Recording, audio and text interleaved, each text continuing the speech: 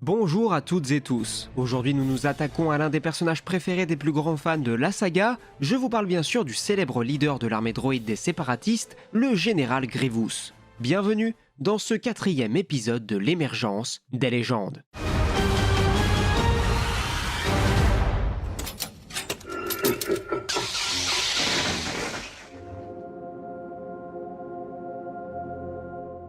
Alors que la production de la prélogie bat son plein et que l'épisode 2, l'attaque des clones, vient juste de sortir sur les grands écrans, la pré-production de la suite, la revanche des Sith, s'enclenche. Et par là même, George Lucas délivre ses premières consignes aux équipes de création. Le dernier chapitre de son histoire nous dévoilera les ultimes heures de cette fameuse guerre des clones dont nous entendons parler depuis 1977. Et pour s'opposer au valeureux chevalier Jedi, il a besoin d'un leader pour mener l'armée des séparatistes au combat. C'est ainsi que le 8 novembre 2002, George Lucas annonce à son équipe que l'épisode 3 introduira un nouveau méchant pour diriger l'armée séparatiste. À ce moment-là, ses seules consignes sont les suivantes. Ce personnage peut être en partie alien ou en partie droïde, mais on doit comprendre en une seule seconde qu'il s'agit d'un ennemi pour les héros. L'équipe du département créatif se met alors au travail et chaque artiste présente un dessin le 15 novembre. George Lucas passe alors dans leur studio pour observer leurs travaux et choisir les idées qui lui conviennent le plus. Parmi les dessins présentés ce jour-là, on peut découvrir plusieurs types d'aliens très colorés. On a par exemple le cas du Wide Alien General, qui me fait personnellement penser au Général Trench par certains aspects. Et comme on avait pu le voir dans l'épisode dédié à Dark Maul, aucun concept n'est définitivement perdu concernant Star Wars.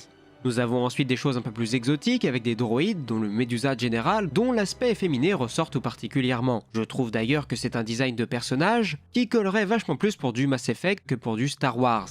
On aura ensuite droit à énormément de droïdes, on en retrouve notamment un avec une cape placée sur l'épaule, quelque chose qu'on retrouvera chez les gardes du corps de Grievous dans le film, d'autant plus que le design du Magna Guard en lui-même sera trouvé dès la première séance de travail comme vous pouvez le voir. Mais on peut également trouver une espèce d'imposant droïde volant, mais comme il nous le sera précisé, à cette étape de la création, les indications de Lucas étaient particulièrement abstraites, étant donné qu'il leur avait simplement expliqué que le personnage était sombre et méchant. D'ailleurs, lorsque le regard de Lucas balaye les différentes œuvres, celui-ci rappelle au dessinateur qu'il veut que ce personnage ne soit pas trop proche de Vador. On y voit une évocation certes, mais il faut que ce soit un personnage à part entière, et qu'il faudrait probablement plus insister sur le côté droïde de celui-ci. L'un des dessins qui retient son attention est celui d'un enfant bleu dans une chaise volante, protégé par deux droïdes IG. On peut possiblement y voir là un clin d'œil au personnage de Thrawn, même si j'ai quelques doutes. Néanmoins, Lucas ironisera sur le fait qu'il voulait un personnage qui incarnerait la méchanceté, et que l'un des artistes avait décidé de lui présenter un enfant comme représentation de cette incarnation mauvaise.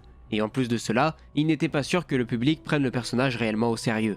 Au terme de ce premier meeting, Lucas retient au moins 4 dessins. Le général alien, une espèce de démon tiré tout droit du Seigneur des Anneaux, et les 2 droïdes Magna Guard. Pour autant, aucun dessin ne le convainc totalement et n'obtient réellement son approbation. Cependant, il apprécie certains des concepts de droïdes et demande à ce qu'on approfondisse là-dessus. Les dessinateurs se remettent donc au travail une semaine de plus. Puis c'est entre le 22 novembre et le 20 décembre que le design du général Grievous se révèle définitivement. L'équipe se concentre sur le développement autour des 2 concepts de Warren Fu pour en sortir un nouveau personnage charismatique. Et c'est ainsi que Warren développe un nouveau concept qui attire directement l'œil de Lucas qui déclare « c'est celui-ci ».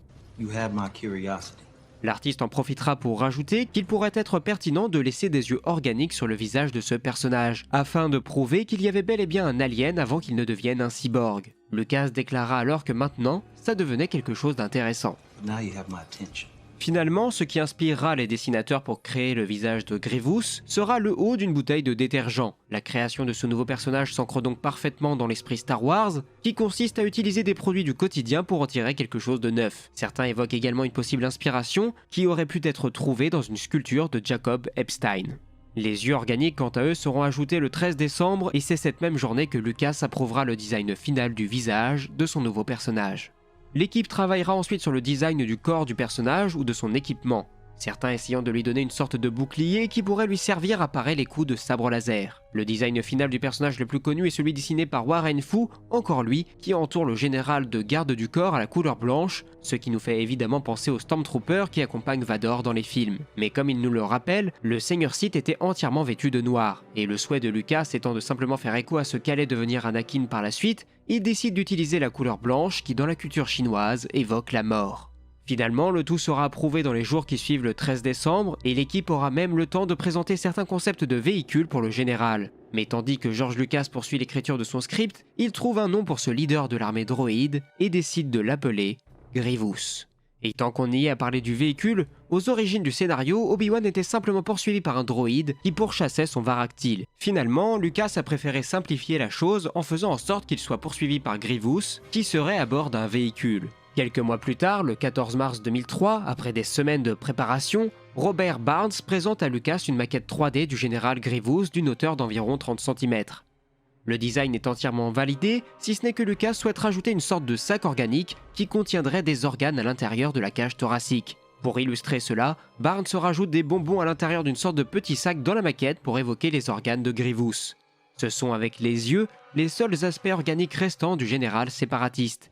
Il fallait que le design entier ait l'air cool, mais également qu'il puisse être transposé sur ordinateur, car toutes les apparitions du personnage le seraient en CGI. ILM allait donc avoir un travail colossal à réaliser pour faire apparaître ce personnage à l'écran. De plus, il allait également falloir déterminer le style de combat ou bien de déplacement du personnage. C'est un élément qui n'est mis au point définitivement que bien plus tard, en fin d'année 2004. Lucas le décrira alors comme un droïde Dracula à la fois lâche et manipulateur. Le réalisateur appréciera d'ailleurs beaucoup l'idée que ses deux bras puissent se diviser, ce qui renforce l'idée d'un personnage qui n'hésite pas à utiliser tous les moyens à sa portée pour prendre l'avantage sur ses adversaires, quitte à ce que ça ne soit pas très honorable. C'était donc un choix à la fois novateur mais également intéressant visuellement parlant. Sauf que si vous connaissez bien le personnage, il ne vous aura pas échappé qu'il est apparu entre-temps pour la première fois dans le chapitre 20 de la série animée Clone Wars le 8 avril 2004. C'est pour cela que certains aspects du personnage ne sont pas encore totalement similaires à ce que nous avons pu découvrir dans le film. Que ce soit justement le fait qu'il puisse diviser ses bras, mais également l'atout du personnage qui vient directement de George Lucas. Étant donné qu'il était malade sur le tournage et qu'ils ont trouvé amusante l'idée de l'enregistrer toussé pour l'intégrer au background du méchant. D'autant plus que cela permettait également de faire une nouvelle fois écho à ce qu'allait devenir Anakin.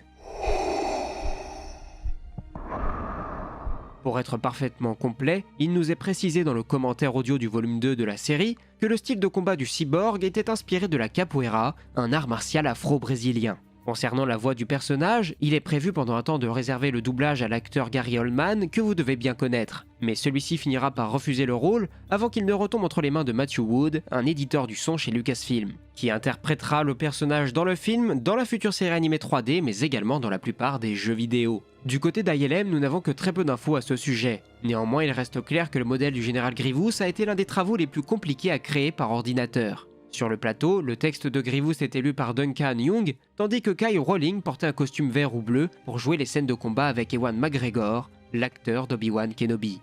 Enfin, il y a eu également pas mal de petits soucis de dernière minute concernant la cape du personnage. Certains des visuels promotionnels nous montraient que l'intérieur de celle-ci était rouge, tandis que l'extérieur était blanc, comme on pouvait d'ailleurs le voir dans la série animée. Mais cela a été changé pour le film, où la cape a une teinte grise très foncée à l'extérieur. Néanmoins, il y a malgré tout 2 scènes dans le film où la couleur n'a pas été changée.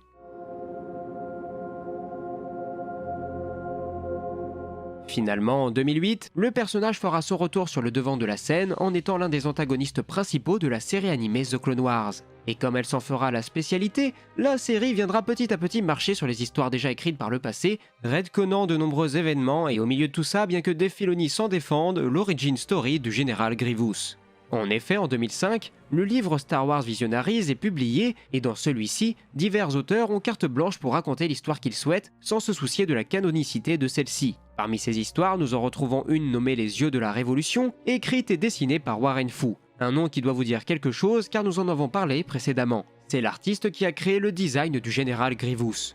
Celui-ci a ainsi écrit une superbe histoire au ressort particulièrement tragique qui nous explique à la perfection le ressentiment de Grievous à l'encontre des Jedi, mais également pourquoi et comment il est devenu un cyborg, et qu'au final c'est quelque chose qu'il a dû subir. Ce n'était pas fait de sa propre volonté. Cette histoire a tellement plu à sa sortie qu'elle est rentrée dans l'inconscient collectif et que par défaut elle était considérée comme parfaitement valable.